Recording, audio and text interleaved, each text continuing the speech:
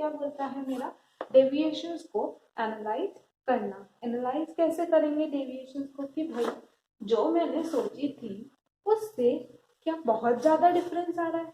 957 और 1100 डिफरेंस तो बहुत ज़्यादा ही है। अगर ऐसा होता कि भाई मैंने 1000 यूनिट का सोचा और मैं 999 ही बना पाई या 995 ही बना, तो इतना ज़्यादा सोचने की ज़रूरत नहीं, थोड़ा बहुत ऊपर नीचे चलता है। लेकिन अगर ऐसा हो 957, 1100, 1200 या 900 यूनिट ही बनाओ तो ये बहुत ज़्यादा डिफरेंस होता है। तो हमें ये चेक करना होगा डेविएशंस में कि ज़्यादा डिफरेंस आ रहा है या नॉमिनल डिफरेंस आ रहा है जिसको हम इग्नोर कर सकते हैं। तो ये हमें एनालाइज करना पड़ेगा।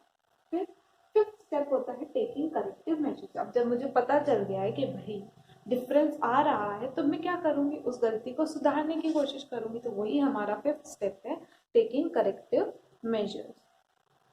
उससे पहले जब हम डेविएशंस एनालाइज करेंगे तो दो तरीके से हम डेविएशंस एनालाइज कर सकते हैं। यहाँ पर देखो, deviations can be controlled in two ways, दो तरीके से कर सकते हैं, क्रिटिकल पॉइंट कंट्रोल और मैनेजमेंट बाय एक्सेप्शन। ये दोनों चीजें है क्या, ये बहुत इम्पॉर्टेंट कॉन्सेप्ट है। इस पर से कम हर बार एग्जाम में एक क्वेश्चन तो आता ही आता है, जैसे भी आए, एमसीक्यू में आए, चाहे वन लाइनर्स में आए या फिर 2 मार्क्स में क्वेश्चन आए, लेकिन इससे क्वेश्चन आता ही आता है।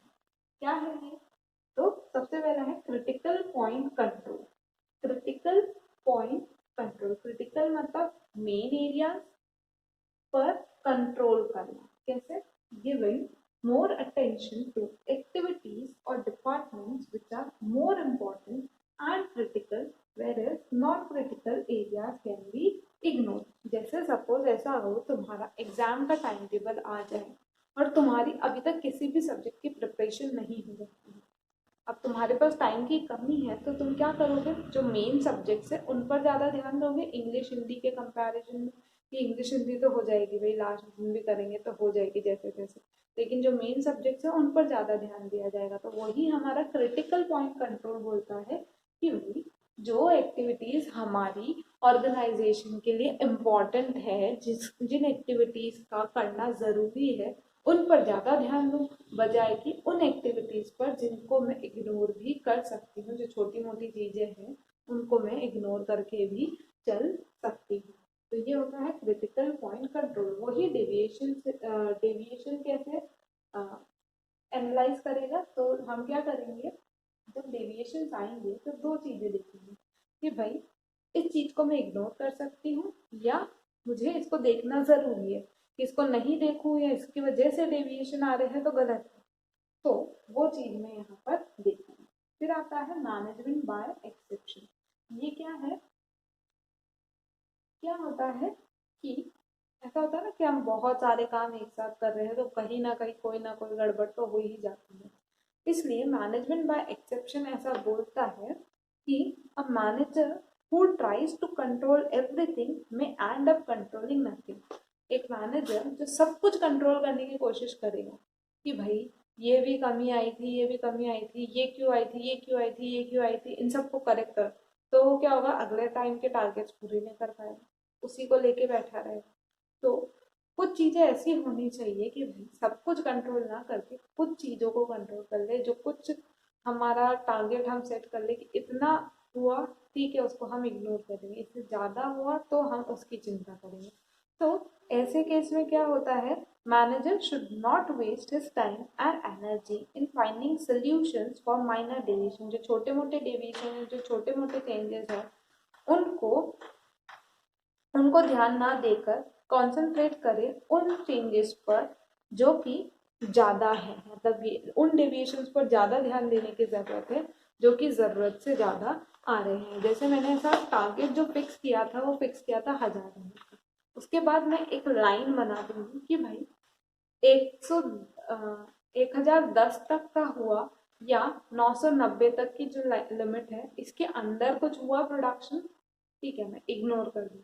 लेकिन अगर 989 यूनिट्स भी बने या 1011 यूनिट्स अगर बने तो वही मैं देखूंगी।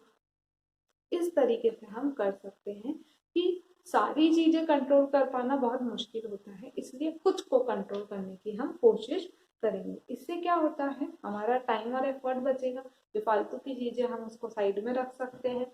हमारा फोकस क्या होगा, मेन मैटर्स पर हमारा फोकस होगा, सिग्निफिकेंट चीजों पर, इम्पोर्टेंट चीजों पर हम फोकस करेंगे। मैनेजर का रूटीन जो है, प्रॉब्लम सॉल्विंग रूटीन जो है वो बना रहेगा, नहीं तो क्या होगा, हम उसी प्रॉब्लम पे अटके रहेंगे तो आगे की चीजें कैसे सॉल्व करेंगे। और हम क्रिटिकल चीजों को, मतलब की एरियाज को और सिंपल प्रॉब्लम्स को डिफ्रेंशिएट कर पाएंगे कि यार ये प्रॉब्लम तो नॉर्मल है, ये तो वर्कर खुद भी देख सकता है। लेकिन ऐसा हो कि भाई मशीनरी ही बार बार शट डाउन हो रही है तो उसको तो देखना मैनेजर को ही पड़ेगा। तो जो मेन चीजें हैं उन पर ध्यान दिया जाए, बजाय कि छोटी मोटी चीजों को वो तो इग्नोर करी जा सकती है। इस तरीके से हम डेविएशन एनालाइज करेंगे। ये 2 स्टेप्स है जिनके थ्रू हम डेविएशन को कंट्रोल कर सकते हैं। फिर 5th स्टेप आता है टेकिंग करेक्टिव मेजर। जब गलती हुई है तो उसको सही भी हमें करना है, तो इसके लिए हम करेक्टिव मेजर्स लेंगे। अब हमें क्या करना पड़ेगा, अपने आप को वापस ट्रैक पे लाने की जरूरत है, करेक्शन करने की जरूरत है। उसके लिए मैं क्या करूंगी, 3 चीजें करूंगी। या तो let the situation remain same if the deviations are minor. अगर छोटे मोटे डेविएशन है, छोटे मोटा डिफरेंस आ रहा है, तब तो मैं इग्नोर कर दूंगी, जैसा चल रहा है वैसा चलने दूंगी। अगर मेरी प्लान और स्ट्रैटेजीज को चेंज करने की जरूरत है, कि मैं अपने आप को ओवर या अंडर स्टेट कर रही हूँ कि भाई मेरे को ऐसा लग रहा था मैं 1000 यूनिट प्रोड्यूस करूंगी और मैं प्रोड्यूस ही 500 यूनिट कर पाई, मतलब मैंने तो अपने आप को बहुत ज़्यादा ओवर वो मान लिया कि भाई मैं तो बहुत ज़्यादा वो कर सकती हूँ। लेकिन नहीं, इतना ज़्यादा अपने आप के टारगेट्स हाई फिक्स करोगे तो बहुत दिक्कत होगी। और अगर ऐसा हो जाए कि मेरे में प्रोडक्शन करने की कैपेसिटी थी 1000 यूनिट, मैं 1000 यूनिट का प्रोडक्शन कर चुकी हूँ, मैंने टारगेट ही 500 का फिक्स किया, तो ये गलत हो जाएगा कि मैं अपने आप को बहुत अंडर एस्टिमेट करके चल रही हूँ। तो ऐसा नहीं करना चाहिए, हमें अपने प्लान और स्ट्रैटेजी को रिडिजाइन करने की ज़रूरत है। 3rd स्टेप है करेक्टिव मेजर्स लेना, ताकि हम अपनी परफॉर्मेंस को इम्प्रूव कर सकें और फ्यूचर में ऐसी गलती दोबारा ना रिपीट हो। अगर डिले जो है वो एम्प्लॉय की वजह से हुआ है, एम्प्लॉय की परफॉर्मेंस की वजह से हुआ है, तो हम उसको और ट्रेनिंग प्रोवाइड करेंगे। सपोज फॉर एग्जांपल एम्प्लॉय की लेजीनेस के कारण ऐसा कुछ हुआ है तो हम उसको और ट्रेन करेंगे। अगर कोई मशीन की वजह से हुआ है, मशीन ब्रेक डाउन हो रही तो मशीन रिपेयर कराने के बारे में सोचेंगे। अगर एम्प्लॉय की केयरलेसनेस की वजह से हुआ है तो हम स्टैंडर्ड्स ही ऐसे सेट करेंगे जो रियलिस्टिक हो, अचीवेबल हो। या फिर, और जब हम स्टैंडर्ड्स की बात करें तो जब स्टैंडर्ड्स की बात होती है और हम रिवीजन के बारे में सोचे कि भाई इन स्टैंडर्ड्स को रिवाइज करने की ज़रूरत है, तो उसको हम बोलते हैं डाउनवर्ड रिवीजन।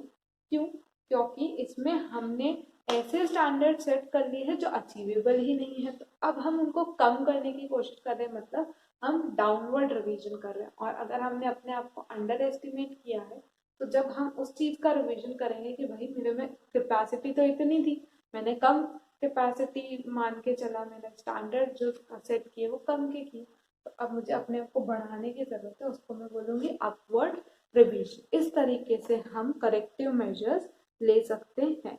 और जब एक मैनेजर करेक्टिव मेजर्स ले लेता है तो उसको रूट कॉज पता चल जाता है कि डेविएशंस आए क्यों थे, तो अब उसका फीडबैक लिया जाता है कि भाई अब तुमको एक रिपोर्ट क्रिएट करनी है 6 स्टेप में, जिसमें तुम ये लिखोगे कि तुम्हारा स्टैंडर्ड परफॉर्मेंस कितना सेट किया था तुमने, एक्चुअल परफॉर्मेंस कितना था, डेविएशंस आए वो कितने आए, तुम्हारे डेविएशंस आने का कारण क्या था, रूट कॉज क्या था, किस वजह से आए वो लिखोगे, और तुमने क्या करेक्टिव मेजर लिए, ताकि जब तुम अगले प्लान सेटअप करने जाओ तब ये सारी प्रॉब्लम दोबारा सामने ना आए। इन सब चीज़ों को तुम ध्यान में रख के बना सको, तो इसलिए एक फीडबैक रिपोर्ट तैयार करी जाती है। ये होता है हमारा कंट्रोलिंग प्रोसेस, जिसके थ्रू हम कंट्रोल करके चलते हैं। इसके अलावा जो एक और टॉपिक है, प्लानिंग और कंट्रोलिंग के बीच में जो रिलेशन है वो इस साल कट हो चुका है सिलेबस में से, और इसी के साथ हमारा चैप्टर कंप्लीट हो चुका है कंट्रोलिंग।